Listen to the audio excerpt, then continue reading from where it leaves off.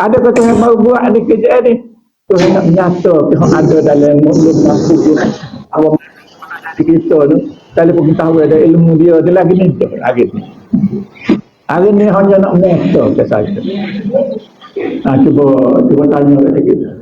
Betul tak?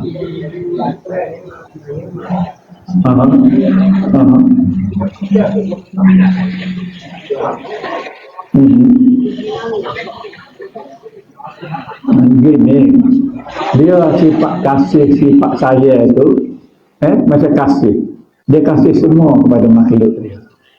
Tetapi hak dia kasih tu atas benda-benda yang tak boleh nak bawa ke akhirat. Kau kafir dia makan sedap, kau kafir dia boleh segar. Nah, bakal kafir lebih kaya daripada itu. Tetapi kaya orang kafir itu bukan rahmat, tetapi dia panggil istidraj. Prabu itu hanya sebagai sifat rahman, nasih dia. Tetapi ar-rahim, saya Tuhan hanya kepada orang mukmin di negeri akhirat. Kepada kita yang dia saya. Kau kafir dia buat apa? Sifat kohar, sifat gerah lah. Dia sana kafir neraka, kafir neraka, fasik neraka, munafik neraka. Orang mukmin dia boleh masuk surga. Alah itulah. Adakah Tuhan zalim? Tak zalim. Bagus pasal Tuhan royak habis dah. Ulama royak, orang dakwah dulu royak hak Tuhan berlaku. Ingat tak ada tu. Sebab tu dia kata, kalau aku matinya aku ni kata Nabi, mu jangan tinggal dua perkara ni. Kalau mu tinggal dua perkara ni sesaklah. Iaitu Al-Quran dan Sunnah. Maknanya Al-Quran dan hadis tu kita kena ambil dan kita kena akal dan kita kena buat sebagaimana hadis dan Al-Quran tu menghendaki kita buat. Itu dia. Lalu kita tinggal kau masalah. Masalahnya kita tak berasa pun kita syirik dengan Allah. Kita dah hukum, ikut hukum. Kalau kita banyak minggu lepas lah. Nasabah dia hukum. Dia kata kalau baca Quran tak kena, dosa je tidak haram. Dosa sahaja, bukan haram dia kata. Tidak haram dosa.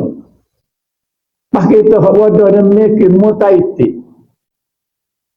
Dosa ni apabila kita buat benda yang diharamkan oleh Allah, benda dia diharamkan oleh Allah ni dua perkara. Kita buat benda haram dan kita tinggal benda fardu. Haram kata dua-dua kata haram. Dua perkara tu boleh dosa. Dosa wayak bijak tak boleh dosa. Kita buat benda yang dilarang, benda yang Tuhan haram lah. Tuhan haramkan kita buat. Kalau makruh tak apa. Walaupun dia larang, tetapi larang dia itu tidak buat apa-apa yang haram, maka tidak berdosa. Nampak tak? Kau tak apa nampak lagi. Jadi benda haram saja kalau kita buat dosa. Benda wajib atau benda fardu kita tak buat dosa. Nampak tak? Dua tu je kita boleh dosa.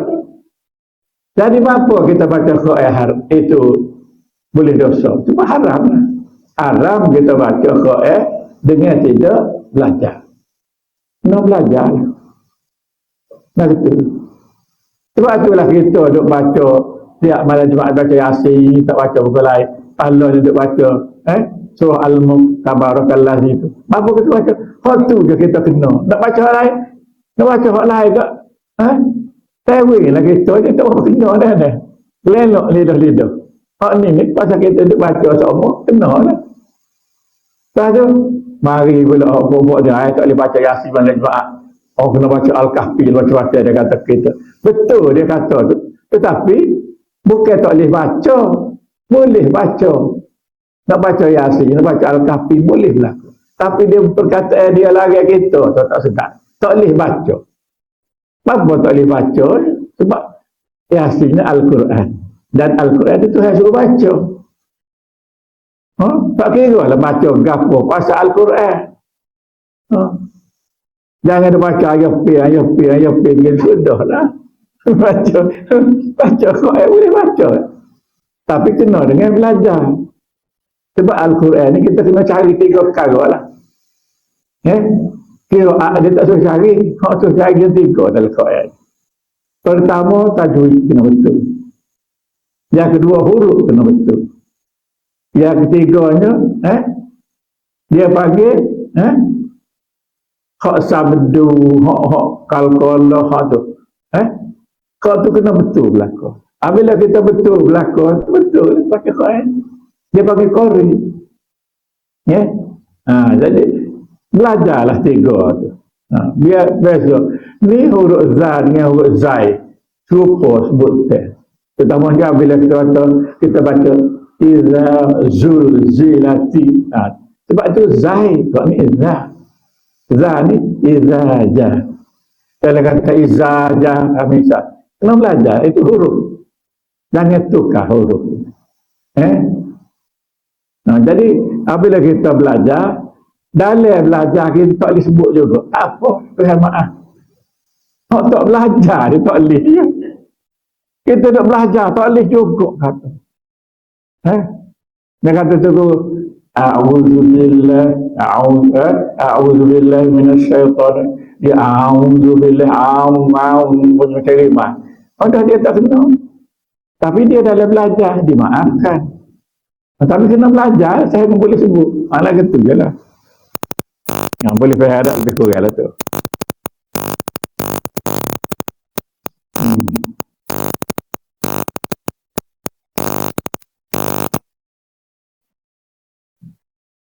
Jadi hak berkehendak kita kepada Allah Ta'ala tadi 9 sifat tadilah.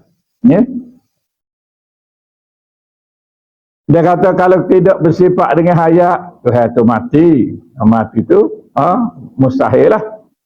Kedua, ilmu, artinya mengetahui adanya Allah Ta'ala itu, maknanya yang keduanya tahu, Tuhan itu amat mengetahui. Mustahilnya jahil ataupun beban, tiada mengetahui, maka tiada berkehendak kepada tiap-tiap barang yang lain.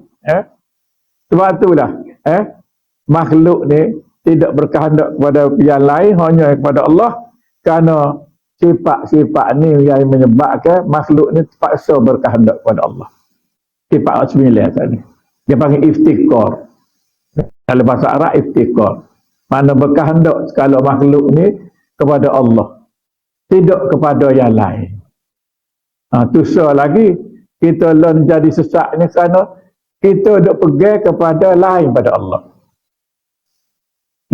Misalnya nak gapo dia? Kau kalau tak ada makan ni, kau lapar semua lah. Kita tak faham yang mengenyang tu siapa dia. Yang melapar tu siapa dia. Kecek kena semak sikit dah.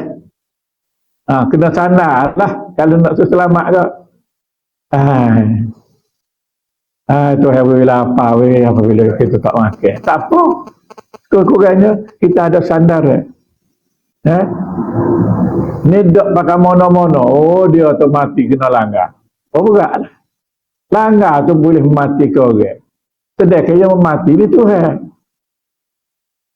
Kau lagi mana? Cuba bahas kat sikit kita betul reti ni.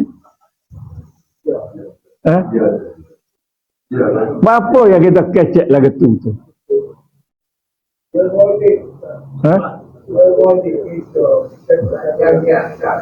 Tak boleh lah golik hak salah, kena golik hak betul.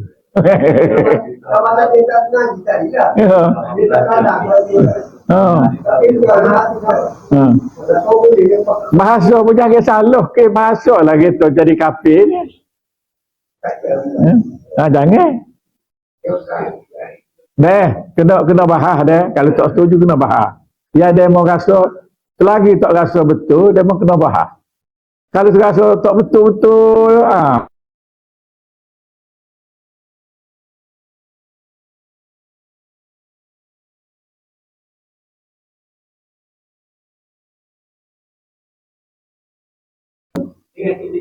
Ah, kena ada. Dia kedaki Allah. Aku makan ubat ni minta lah biasa. Ya ada tu. Oh tu baru ya.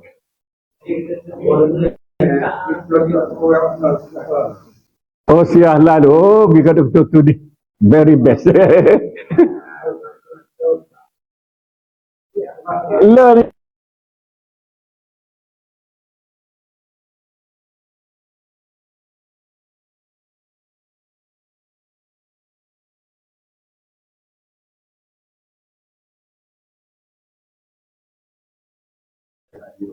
Hmm. Hmm. Kerja dia. Azali lagi. Duduk sela lagu duduk sela lagu ni azali lagi. Sini. Ha. Sebab tu sebab kita tak boleh duka cerita kadang tak mari belakang pun kita tak payah mengajar lah gitu. Oh dia mau mari kita mengajar lah gitu lah. Sebab ini kerja Tuhan. Hmm. Hmm. Ya kita tak faham kena bahas. Kalau kita faham cara lain. Kita ingat faham-faham ni kena ikut merapuh dengan kita kuatir baru faham. Tak ada arah.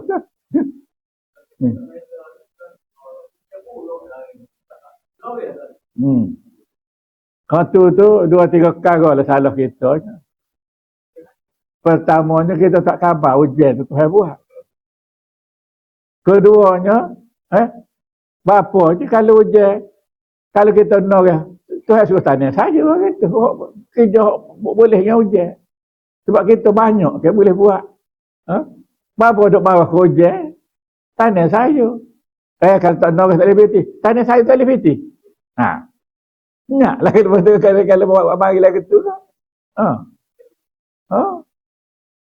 Lepas tu kita duk marah ke ujian, pokok duk minta berlakon. Dah marah lama duk minta Tuhan ujian lah aku ni, tak cakap dah aku ni, panas, nak mampu dah aku tahu, merah-merah tu. Dia pun duk minta pada kita juga. Ingat kita mana minta dia. Dia minta juga sebab kegunaan bagi dia air ni. Misal tu. Jadi, sebab itulah segala perkara kita orang Islam ni kena cermat. Kena cermat. Kena Alhamdulillah belaka. Duduk dia orang hakikat. Duduk dia orang hakikat. Terutamanya orang duduk hakikat ni kita royak betul lah. Orang hakikat ni mana orang mukmin yang sejati. Kalau duduk di Nabi dia panggil orang ma'rifah. Duduk orang ma'rifah ni lagi lah. Nabi, Rasul, wali-wali yang utama atau sekalian wali-wali dia duduk di ma'rifah. Orang duduk di ma'rifah ni dia tidak ada nak perkataan bala. Nikmat berlaku. Sakit nikmat. Lapar nikmat. Tak boleh kau satu pun nikmat. Dia tengok nikmat. Dia nampak nikmat. Tak sebab kita sakit. Sakit aku umai kena tepuh dia. Motor bala aku. Bala selalu. Kita nampak bala kita orang syariat. Orang hakikat dia tak nampak bala. Dia nampak nikmat. Sebab kita cerita sahabat Nabi tu. Dia demam sakit perut, berguling-guling sakit perut. Pergi Sayyidina Ali, bapalah sahabat tak berubat, ambil lah ubat tu. Bukan kau Tuhan suruh berubat. Tuhan suruh juga berubat. Tuhan suruh. Dia kata, ya sahabat aku ni tak berubat kerana dengan aku sakit ni lah, aku boleh berkecek dengan malaikat setiap hari. Dia mengajar aku agama. Dia pandai hak tu lebih besar.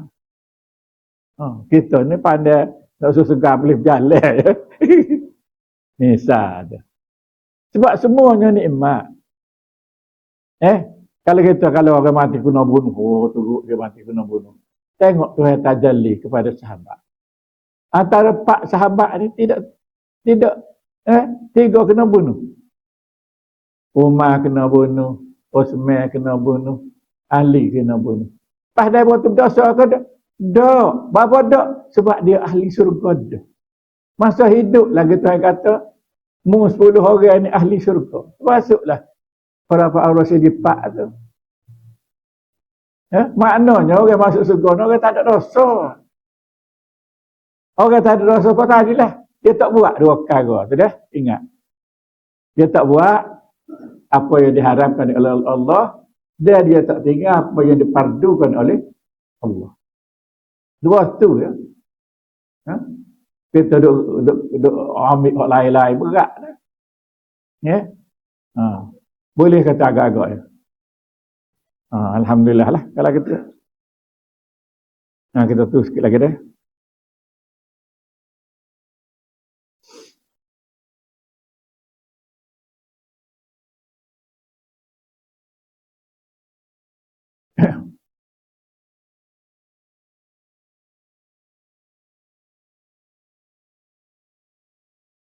Dia kata keempatnya, kudrat artinya kuasa menjadikan sesuatu. Dan kuasa pula menidakkan, makna menadakkan sesuatu sekalian yang ada ini. Itu makna dia bertakluk kudrat iradat. Mana kudrat ni? Kudrat buat. Iradat kehendak. Allah kata. Dan jikalau tiada ia bersifat dengan kudrat, nescayanya bersifat dengan azun. Artinya lemah. Lemah. Tiadalah berkehendak kepadanya tiap-tiap segala barang yang lainnya, barang yang lain makhluk lah. Mana makhluk tidak berkehendak kepada Allah lah kalau dia tu tidak kuasa. Yang dia buat kita ni dia kuasa dah lah tu. Kelimanya hayun dia kata ni. Hayun artinya yang hidup. Adanya Allah Ta'ala itu. Jadi apabila sebut yang hidup, maknanya sifat ni nak menunjukkan tuan. Yang hidup, yang kuasa, yang mengetahui maknanya zat dia. Nak rayak zat dia. Nak rayak sifat ni yang nyata di zat dia. Nyata sifat ilmu, maka dia tu dipanggil aliman. Nyatanya sifat kudrat, dia tu dikata qadiran. Nyatanya sifat apa nama ni? Sifat samuk dikatakan samian. Nyatanya sifat basar dikatakan basiran. Nyatanya sifat kalam dikatakan mutakalliman. Tu. Pas sifat tu nyata mana tu kalau kita tengok. Tidak nyata kita kan. Apabila nyata kita, sifat tu sifat dia, bukan sifat kita. Sifat kita ada berapa? Ingat tak? Sifat kita ni ada berapa? Neleh kita. Ada? Tak ingat tak? Sifat kita ni ada nil sahaja. Mana baru-baru ni dengar ni, klik maker minggu depan mari bahas. Kita bahas, kita kena bahas. Baru bahas. Tak ada dengar, ya berlaku kata gajah terbang pohon. Kalau kita terbang lagi mana, tak tahu. Tak boleh lah. Okay, yang pertama sifat kita ialah mengambil tempat. Bertempat. Yang kedua, sifat kita ni berbentuk. Bentuk tempat segi ke, bulat ke, depan ke, belakang ke, atau bentuk lagi. Atas bawah bentuk belakang. Lepas ke, ala kata. Yang ketiganya ada rasa. Rasa tawar, rasa pahit, rasa apa tu. Kita lah. Bukan Tuhan tu. Kita. Lepas tu, yang keempatnya, ada bau. Tua lah, bau sedap dengan tak sedap sudah lah. Sebut kasturi ke banyak nak pilih. Lepas tu, kita dengan Tuhan lagi, yang kelima dah. Yang kelimanya, segala sifat hak mustahil bagi Tuhan itulah sifat kita. Sifat Tuhan kudrat, maka kita ni lemah lah. Sifat Tuhan tu mengetahui kita ni jahil. Itu maksudnya. Walaupun kita berasa kita ni bijak. Sebenarnya kita ni jahil. Sebab gapo ilmu yang kita boleh ni dikehendaki oleh Allah belaka. Tidak kita pandai sendiri dak. Nabi itu nak tulis Nabi kita lah Muhammad sallallahu alaihi wasallam. Nak tulis tak pandai. nak baca tulisan tak pandai. Apa yang dalam dada dia tu Quran tu. Sebutir Quran tu dia boleh ingat. Dia sebutir Quran tu dia boleh tafsir ke sehingga tengah kata milih tafsir. Milih jenis tafsir dia boleh tafsir. Quran atas tu. So ayat tu sembilan dia boleh tafsir. Setengah ulama kata begitu. Ya. Apa pandai begitu mu? Sebab sifat dia sidi amanah tabligh patonah. Patonah sifat-sifat patonah cerdik. Dan sebenarnya orang kalau kita ni orang Islam sebenarnya kita lah paling cerdik. Sebab tu dalam kitab dia kata kita ni berakal. Apa makna berakal? Berakal ni maknanya kita boleh memilih yang mana boleh menyelamatkan kita akan datang, yang mana tidak boleh menyelamatkan kita akan datang. Itu makna berakal. Tidak kata berakal boleh mikir dah. Kita boleh reti waktu yang kata dalam Quran hadis tu sehingga kita boleh pilih untuk amalan kita. Lagi tu. Ya kata kalau rasa bukan kena faham dah.